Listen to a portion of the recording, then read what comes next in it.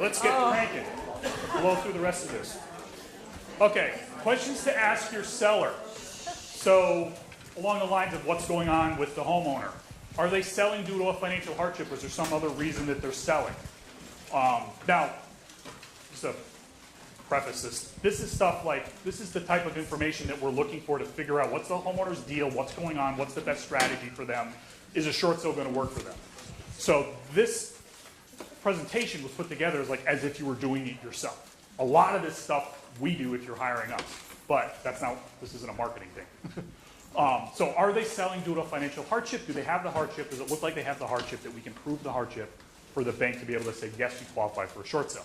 Are they ready to move when the time comes? No better time to talk about that than when you're talking about listing the house.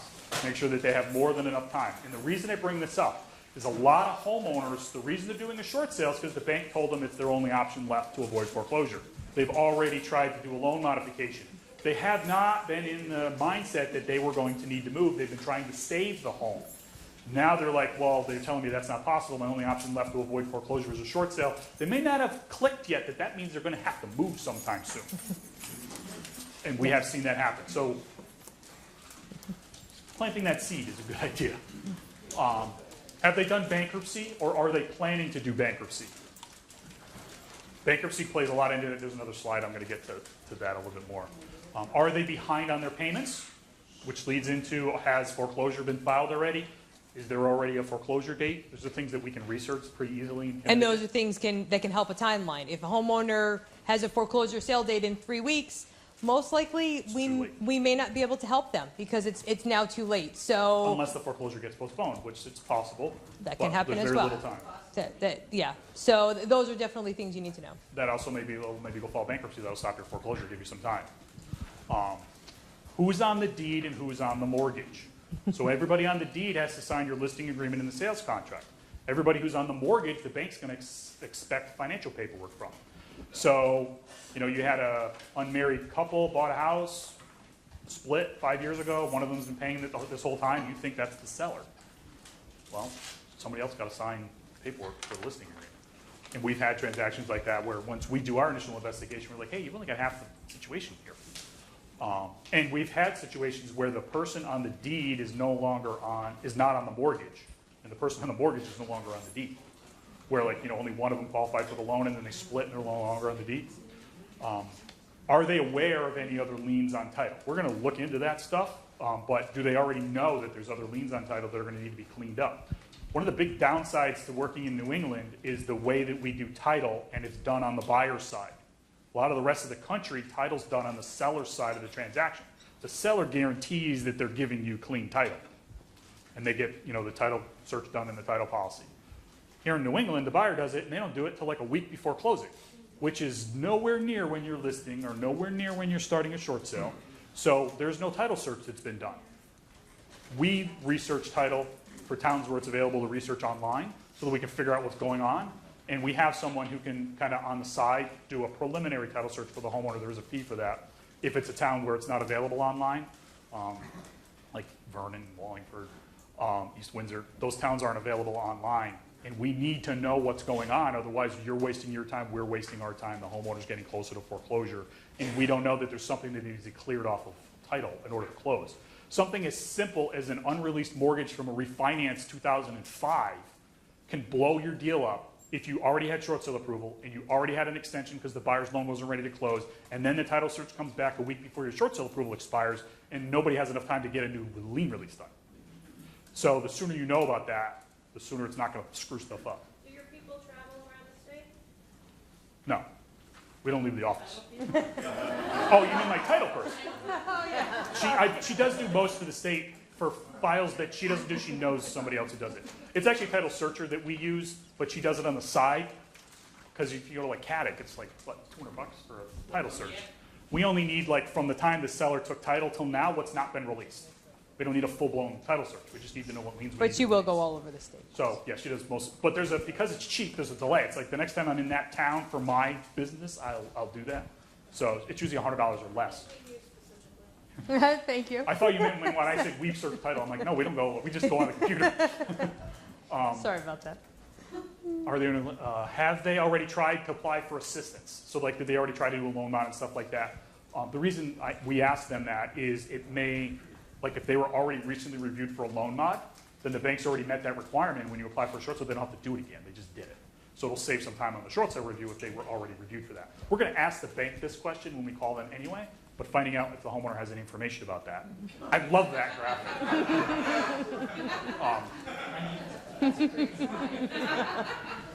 So things to investigate at the start.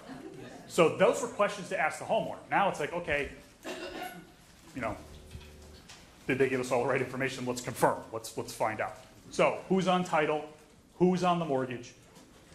The land records are available for most towns online. You might not be able to see the documents though unless you pay for a subscription.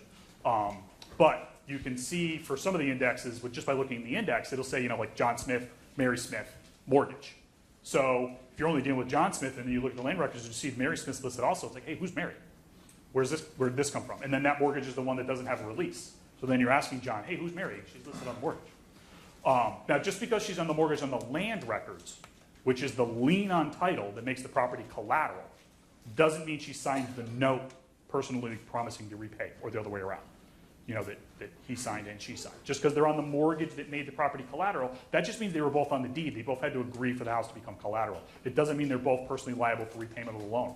Whoever's on the note is the one who has to supply the financial information to the bank.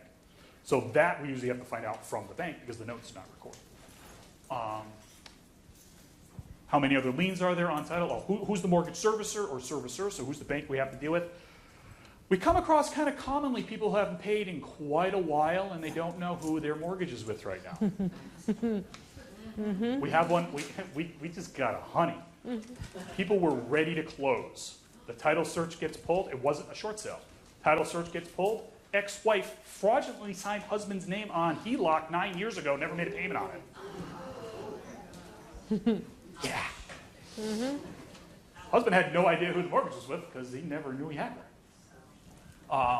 Now it's a short sale because it's a second mortgage. We see everything, by the way. So We how many see other everything. liens are on title? We talked about that. Is there a financial hardship? What's their situation? What's their income? What's their expenses? What's the problem? Why are they selling? What type of mortgage do they have? Now, a lot of times the homeowner's not going to know. They might know if they have FHA or VA or USDA because they recognize the acronyms from when they got the loan. Or they think maybe that's what I got. I'm not really sure. And any of this information, sorry, I'm going to interrupt you. Any of this information, if a homeowner doesn't know, you don't have to be, you have to know this information. Yeah, no. We find out all of this information. This is just things Well, that. notice this isn't the slide where I'm asking. The previous slide was asking homeowners stuff. I didn't ask them because they probably don't know. Yeah. This is us doing our investigation. So they're going to send us their mortgage statement. They're going to send us third-party authorization. We're going to send that to the bank, and we're going to call the bank. And the very first question after, do you have my authorization, is, what kind of loan is this? Because it's the most important. There's an attorney that we do a lot of closings with. Sorry, Larry, you're not the only one. They used to do short sale negotiations themselves. And I actually met them in a real estate continuing ed class that I went to. And it was on short sale. So I'm like, oh, I'll go to that one. You know? And then kind of heckled him throughout the whole thing. He's like, this. I'm like, yeah, but except in this scenario. At the end, he's like, who the hell are you? And we became really good friends. Well, they were starting to not want to do short sales anymore. This was years ago because the banks weren't really paying enough of an attorney's fee to do it. So he'd call me up. They'd send us like some referrals, and then like the ones they thought were going to be easy, they'd cherry pick, or they'd still do themselves for a while. And then he'd call me up, and he'd be like, I got this scenario. This is what's going on. This is the problem I'm having, blah, blah, blah. My first question back would always be, who is the investor that owns the loan? And his answer would always be, I don't know. I'm like, come on, I ask you the same question every time. It's the first thing you need to know. You don't know what rules you're working with until you know who owns the loan, or who the investor is, or who the mortgage insurance is. When I say who owns the loan, it's like who makes the rules that the servicer has to follow. When it's FHA, VA, or USDA, they're the ones who make the rules. When it's Fannie Mae or Freddie Mac, they're the ones who make the rules. When it's a private conventional loan, they might make the rules, or they might default to the servicer's own internal loss mitigation guidelines, which is usually the case. And then home equity line of credits are almost always owned by the bank that you're calling. So it's going to be their own internal guidelines because they own the